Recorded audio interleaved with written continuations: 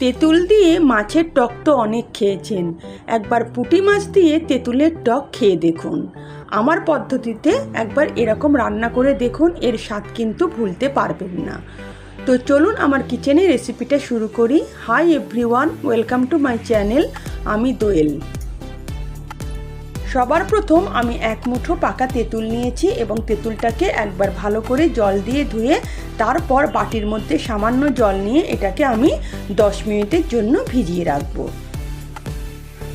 আমি 200 গ্রামের মতন টাটকা পুঁটি মাছ নিয়েছিলাম এবং সেটাকে ভালো করে শিলে আমি ঘষে নিয়ে তারপর এভাবে কানকোগুলো ছাড়িয়ে আমি কিন্তু পুঁটি মাছগুলোকে পরিষ্কার করে নিয়েছি। তারপর ভালো করে জল দিয়ে আমি নুন হলুদ মাখিয়ে রেখে দিয়েছি। এগুলোকে আমি এবার কড়া করে ভেজে নেব। গ্যাস অন করে একটা ফ্রাইং প্যান বসিয়ে দিয়েছি। এর মধ্যে আমি 1 টেবিল চামচের মতন সাদা তেল নিয়ে নেব। তেল গরম হয়ে এলে এর মধ্যে আমি পুঁটি মাছগুলোকে একে একে দিয়ে দেব এবং আমি কিন্তু এখানে বেশ বাদামি করে পুঁটি মাছগুলোকে ভেজে নেব কড়া করে।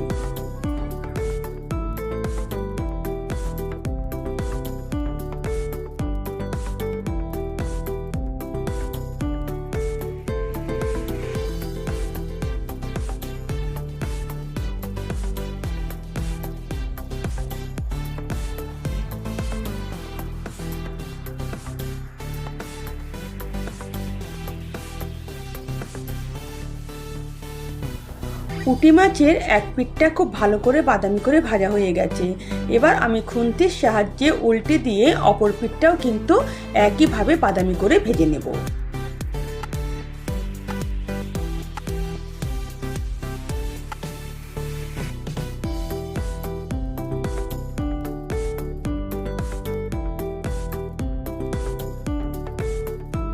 পুঁটি মাছগুলোকে ঠিক এরকম বাদামি করে কিন্তু ভেজে নিতে হবে।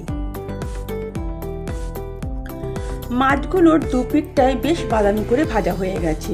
এবার এগুলোকে আমি তেল থেকে তুলে নেব এবং বাকি মাছগুলো একইভাবে এরকম বাদামি করে কিন্তু ভেজে নেব।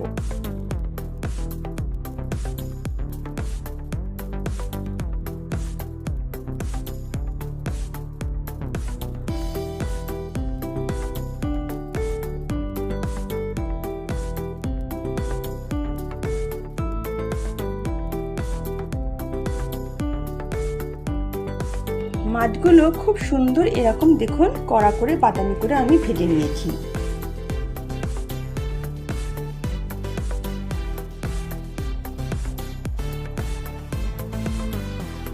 10 মিনিট হয়ে গেছে আমি তেঁতুলগুলোকে ভিজিয়ে রেখেছিলাম। এবার আমি ভালো করে চটকে চটকে এই তেঁতুলের কাতগুলো বের করে নেব।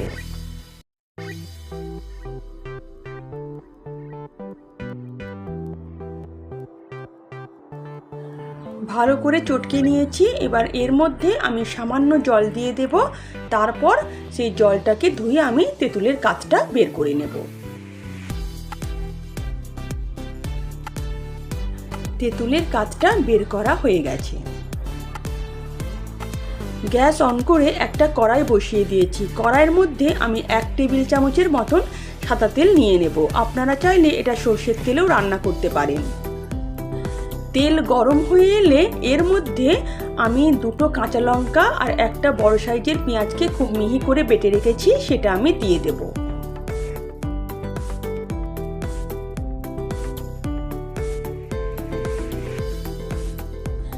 এখানে পেঁয়াজটাকে আমি একটু হালকা গোলাপি করে ভেজে নেব, যাতে পেঁয়াজের যে রসটা সেটা যেন একদমই শুকিয়ে যায়।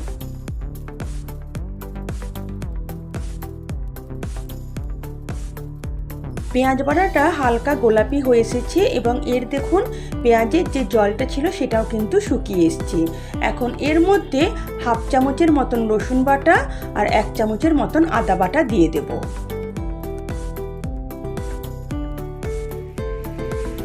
এখন আদা আর রসুনটাকে ততক্ষণ আমি পেঁয়াজের সঙ্গে কষাবো যতক্ষণ না আদা রসুনের কাঁচা গন্ধটা চলে যায়।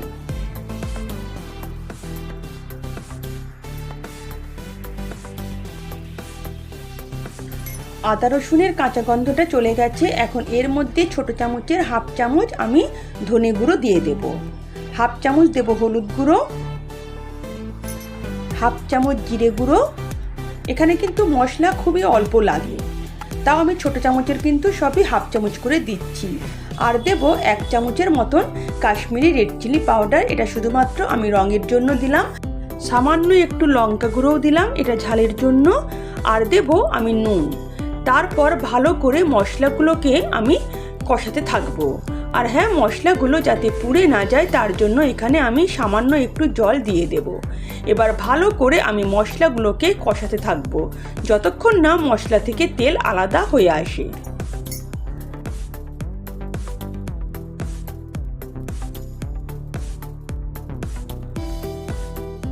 মশলা থেকে তেল আলাদা হয়ে এসেছে। এখন এর মধ্যে আমি পরিমাণ মতন জল দিয়ে দেব। এখানে আমি 1 বাটির মতন জল দিয়ে দিলাম।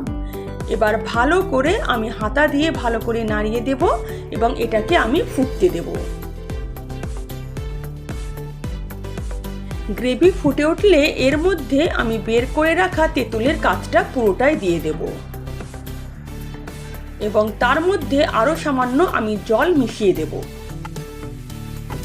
তেঁতুলের কাঁচটা দেওয়ার পর আমি এটাকে আরো একবার ফুটিয়ে নেব এবং এর মধ্যে দিয়ে দেব পরিমাণ মতন 1 টেবিল চামচ আমি চিনি। এর থেকে বেশি চিনি দেওয়ার দরকার নেই, এটা কিন্তু টক মিষ্টি ঝাল হবে। তাই চিনি দেওয়ার পর এটাকে আরো একবার নাড়িয়ে দেব এবং ফুটতে দেব। এখন এর মধ্যে দিয়ে দেব ভেজে রাখা পুঁটি মাছগুলো।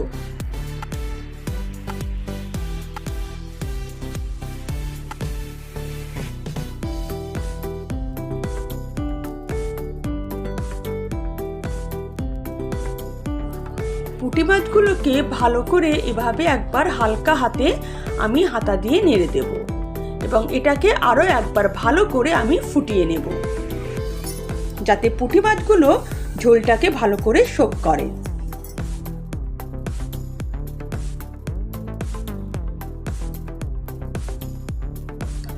রান্না আমার রেডি হয়ে গেছে। এখন এর মধ্যে 4টে আমি কাঁচা লঙ্কা ফেলে দিলাম। এবার ভালো করে আমি হাতা দিয়ে আরেকবার নাড়িয়ে দেব এবং গ্যাসের ফ্লেম আমি বন্ধ করে দেব। এটা গরম গরম ভাতের সঙ্গে খেতে কিন্তু অসাধারণ লাগে। পুঁটি মাছের টক আমার রেডি হয়ে গেছে। যদি আমার রেসিপি আপনাদের ভালো লেগে থাকে তো প্লিজ আমার চ্যানেলকে সাবস্ক্রাইব করবেন আর পাশে থাকা বেল আইকনও প্রেস করবেন যাতে নিত্য নতুন রান্নার নোটিফিকেশন সবার আগে আপনাদের কাছে পৌঁছে যায়।